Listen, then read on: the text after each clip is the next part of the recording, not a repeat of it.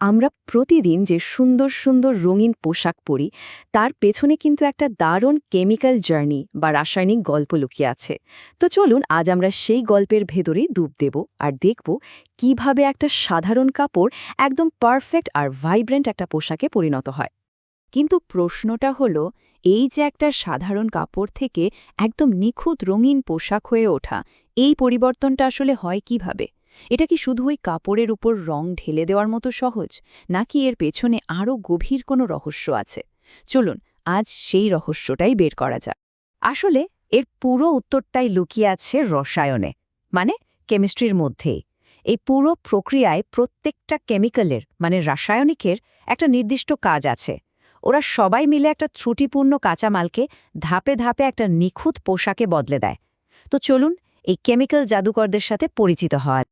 আচ্ছা, তাহলে শুরু করা যাক। আমাদের এই রাসায়নিক যাত্রার প্রথম ধাপটাই হলো প্রস্তুতি পর্ব। মানে রং করার আগে কাপড়টাকে একদম ভালোভাবে তৈরি করে নেওয়া, কারণ এই ধাপটা যদি ঠিকঠাক না হয় তাহলে কিন্তু পরের কোনো কিছুই ঠিকভাবে কাজ করবে না। একদম শুরুতে যে কাপড়টা ফ্যাক্টরিতে আসে, টেক্সটাইলের ভাষায় তাকে বলা হয় গ্রে ফ্যাব্রিক। নামটা শুনেই বোঝা যাচ্ছে এটা দেখতে একটু ধূসর টাইপের হয়। আর শুধু তাই না, এর মধ্যে থাকে প্রচুর প্রাকৃতিক তেল, মোম, ধুলোবালি, মানে এক কথায় অনেক ময়লা। এবার ভাবুন তো, এই ময়লা কাপড়ের উপর যদি সরাসরি রং করা হয় তাহলে কি হবে? রংটা কি সব জায়গায় সমানভাবে লাগবে? একদমই না। আর ঠিক এই কারণে প্রস্তুতি পর্বের মূল লক্ষ্য হল তিনটা। এক, কাপড়টাকে সব ধরনের তেল আর ময়লা থেকে পুরোপুরি পরিষ্কার করা। দুই, এর পানি শোষণ করার ক্ষমতা বাড়ানো, যাতে রংটা ভালোভাবে কাপড়ের ভেতর পর্যন্ত ঢুকতে পারে। আর ৩ নম্বর, কাপড়টাকে একদম ধবধবে সাদা করে ফেলা, যাতে আমরা যে রংটা চাই ঠিক সেই রংটাই নিখুঁতভাবে ফুটে ওঠে। এই স্লাইডটা কিন্তু খুব ইন্টারেস্টিং। এখানে দেখানো হচ্ছে কোন সমস্যার জন্য কোন কেমিক্যাল ব্যবহার করা হয়। যেমন ধরুন, কাপড়ের মধ্যে যে প্রাকৃতিক তেল আর মোম থাকে সেটা যদি পরিষ্কার না করা হয় তাহলে রংটা জায়গায় জায়গায় ছোপ ছোপ হয়ে যাবে। এর সমাধান কি? ডিটারজেন্ট আর কস্টিক সোডা। আবার ধরুন, যে পানি ব্যবহার করা হচ্ছে তাতে যদি আয়রনের মতো খনিজ পদার্থ থাকে তাহলে কাপড়ে হলদে দাগ পড়ে যেতে পারে। এই সমস্যাটা আটকানোর জন্য ব্যবহার করা হয় সিকোয়েস্টারিং এজেন্ট। আর কাপড়ের যে একটা ন্যাচারাল ধূসর রং থাকে সেটাকে দূর করে একদম উজ্জ্বল সাদা করার জন্য ব্যবহার হয় হাইড্রোজেন পেরক্সাইড। তো প্রস্তুতি পর্ব শেষ। আমাদের কাপড় এখন একদম পরিষ্কার, সাদা আর রং শুষে নেওয়ার জন্য পুরোপুরি তৈরি।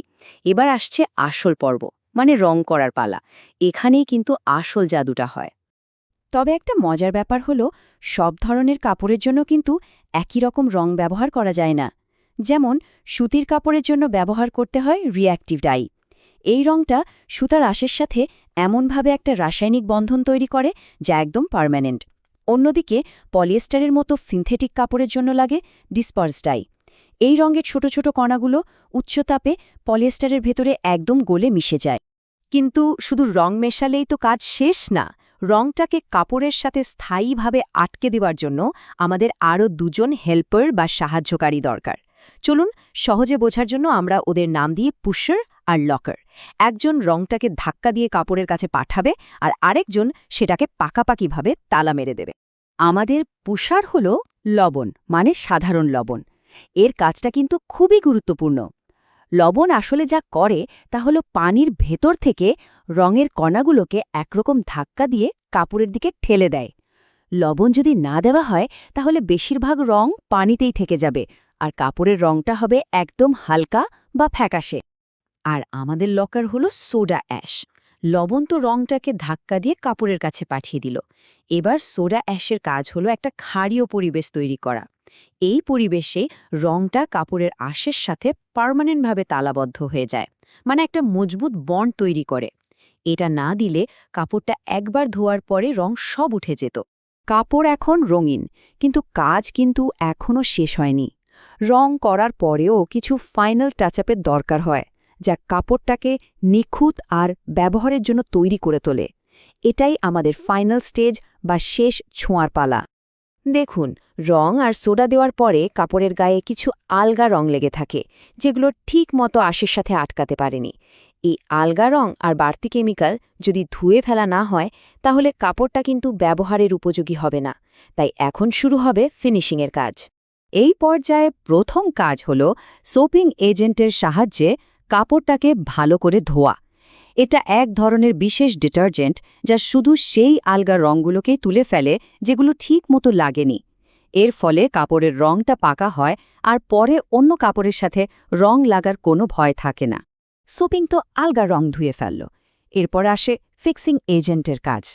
বিশেষ করে কালো, নেভি ব্লু বা মেরুনের মতো গাঢ় রঙের ক্ষেত্রে এটা খুবই জরুরি।